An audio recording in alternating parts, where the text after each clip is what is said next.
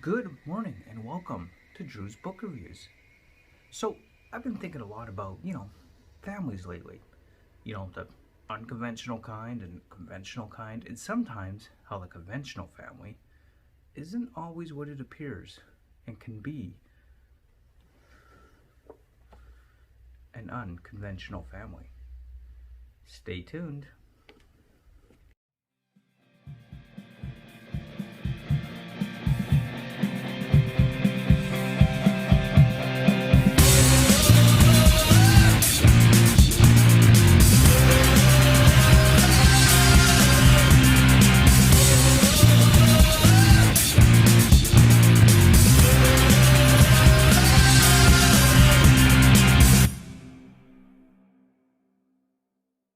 Well, good morning and welcome to another episode of Drew's Book Reviews. Today we are talking about An Unconventional Family by Roberta Bombonato. Certainly hope I'm pronouncing your name totally right there. First off, I do want to thank you very much for sending me your book. Really super appreciate it.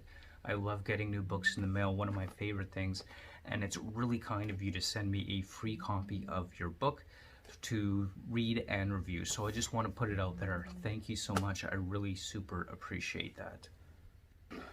So first off, let's just talk a little bit about the characters in this book before we get more into the overall story of the book.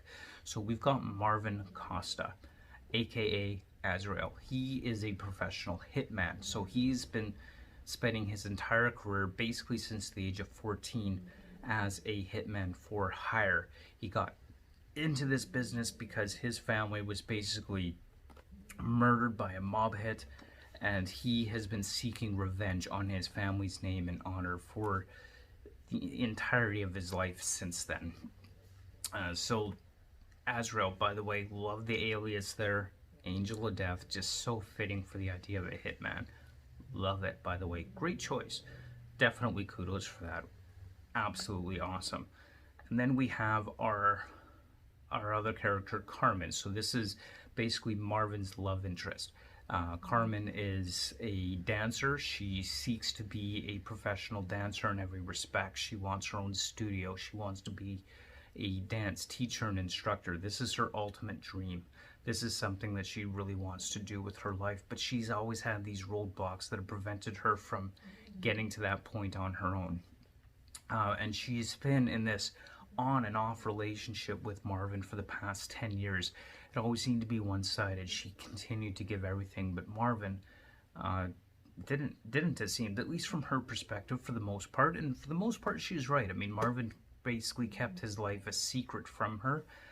Considering the line of work in, I suppose it's not a surprise. I mean, if you were a hitman for hire with an alter ego, you probably wouldn't want people knowing about it that much either. All this is done underground, black market style types of clientele. So obviously you wouldn't want people knowing about that. You certainly wouldn't want your love interest being involved in that life. So I could kind of see why he would have kept it secret. But because she didn't know anything about it, really put a strain on the relationship and kind of made this a one-sided relationship for the most part. But in the end, of course, things change by the end of the story with respect to their relationship. And then we've got our third primary character by the name of Keiko Akashimi. So she is a orphaned girl whose family was basically slaughtered, and she ran away for her life, fearing for her life, and she ran away and hid in this warehouse, abandoned warehouse. And this is where everything starts to come together and to form this, essentially this unconventional family.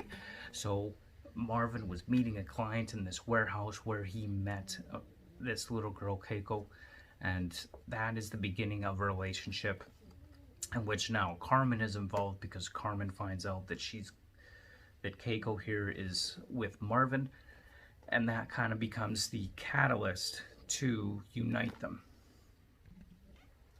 And they become a stronger family, and definitely, as the book title suggests, an unconventional family. I mean, how can you get any more unconventional than a hitman mob hire guy? So he spends his entire career killing people for money.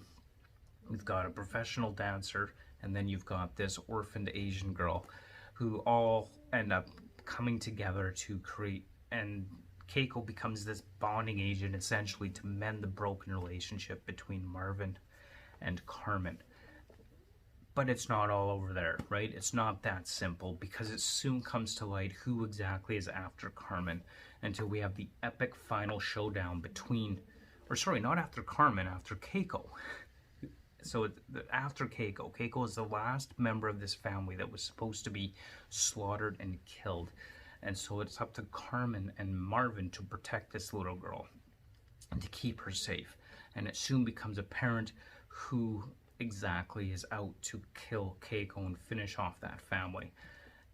And it ends up in this epic classic showdown between Marvin and his arch nemesis Bram at the very end of the book. And it's just overall just a fun-filled, high-paced, action-packed read. I absolutely love the concept of this story, this idea of this hitman for hire, this kind of through fate thrown into this situation where he has to effectively become a father to a child that he never thought he could ever have, essentially. And Carmen, who wants to be in this relationship that always seems so one-sided, and then Keiko comes along and they become united into this single unconventional family. So it's a really interesting plot and storyline that goes on within this book, and it's definitely full of action, adventure, and excitement, never knowing what's going to happen next.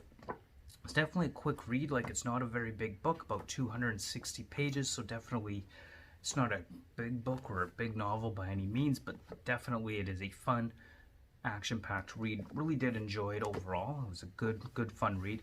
I thought the only kind of critique I could really think of is that Keiko, when she witnessed her family being killed, her reaction seemed to be just a little off, not quite what I would expect for a girl that age. So my first impression was, well, that doesn't really make sense how she's reacting to me. But as we read further on, we kind of get a little bit better insight as to what's going on in her mind about that. Now, obviously, she would have been scared or sad or frightened when she saw it happen. Totally get that. But she just seemed to react a little too rationally, I guess. But in any case, those were just some of my thoughts there on this book. Overall, I did enjoy it, and yeah, I mean, there's not a lot, there really isn't much in the way of critique that I could give this book, other than, you know, thought Keiko might have had a little bit more of a panicked reaction, I guess, or would have done something other than simply run away under the circumstances and where she witnessed this. But in any case, that's, well, I don't know, maybe it's a moot point, I don't know. But the point is, still an enjoyable read all around. I did enjoy it, I liked it, and I'm looking forward to getting on to An Unbreakable Family, which was also sent to me. So thank you again, Roberta. Really appreciate that. And I will be reading that next, so look forward to reading that and kind of getting another book review out on this Family Tree book trilogy, as I understand. So thanks so much for watching. Those are just some of my thoughts on An Unconventional Family, and I look forward to seeing The Unbreakable Family and where things pick up from there and where it goes, because I'm very confident that the past, the events of this book, will catch up with this new Unconventional Family eventually. I just don't think it could be avoided. So thank you so much for watching. Don't forget to like, comment, and subscribe, and we will see you next time on the next episode of Drew's Book Reviews. Until then, keep on reading. Bye.